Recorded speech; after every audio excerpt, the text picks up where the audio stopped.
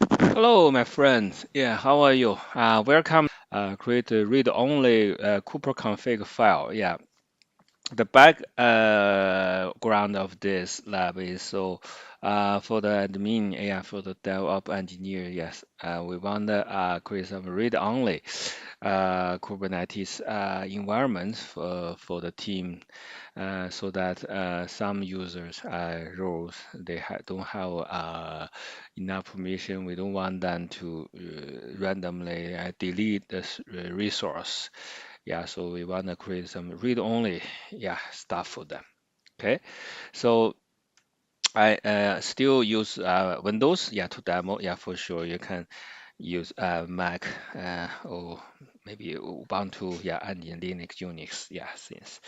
Yeah, so for me, yeah, in my environment, the prerequisite is there are two things. First, you need to install Docker for Windows and install Git Bash for Windows. Yeah, okay. So I already installed that. Yeah, so the instructions in my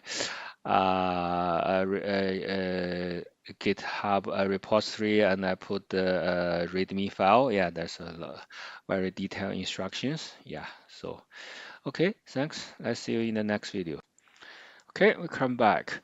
So we'll start this lab. Yeah, so there's the steps. So in this lab we use kind. Yeah, so you may already know there's another one called Minikube. Yes, so Minikube will have labs as well. So for this lab we use kind. Okay, so the first step is we install the Kubecontrol. Yeah, use Choco, and we also need to install canned. Okay, so this already installed. Okay, so next one is very important. We want to create a cluster. Okay, create a cluster. Preparing. Okay, this may take a while, so to save your time, yeah, I pause the video and then we see you in the next one. Okay, we'll come back. So once the cluster has been created, yeah, uh, so we can also verify this. Okay, I can. So now we can start our magic scene. So first you can run this to see, oh, the control plane, yeah, is there, is ready. So now we need to deploy in Nginx. Yeah, we can verify. Okay, great. So the next step is to create a role and a service account. So let's make sure we are in the correct context. So we need to go to the git bash, can create this file. Yeah, so you can see this read-only file has been created. So now we run this. Okay, so you see it's already created a few resources here. So our next step is we will create the read-only Kubeconfig. Okay, so next step, yeah, so we can start doing this magic scenes. Okay, so after this, yeah, we can run this, yeah, to check the content, make sure they are good. Okay, this is server, this is this is token, this is namespace. Okay, great. So next, yeah, so we need to run this few commands.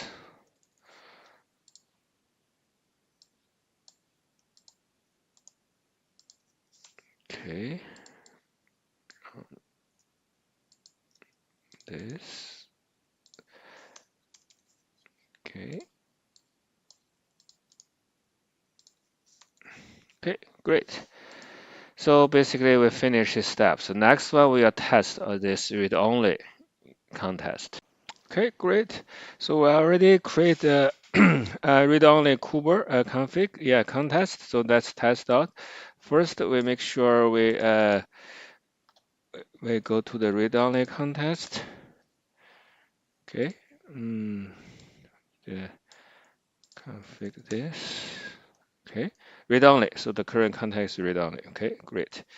Read-only, yeah, as name suggests, yeah, so the user shouldn't delete or create new objects. Okay, so let's try. So first, let's verify the node here. Okay, we have a node. And yeah, so if you run this, yeah, we are going into the existing pod. Okay, great.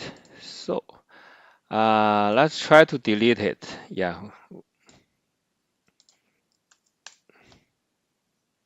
great. Error from server forbidden. Yeah, it's forbidden. Yeah, user cannot delete it. Yeah, you see the error, which is expected. Okay, let's try to create a new object. Error. Great. Yeah, so this is also means, okay, you cannot add a new object. Yeah, this concludes our lab.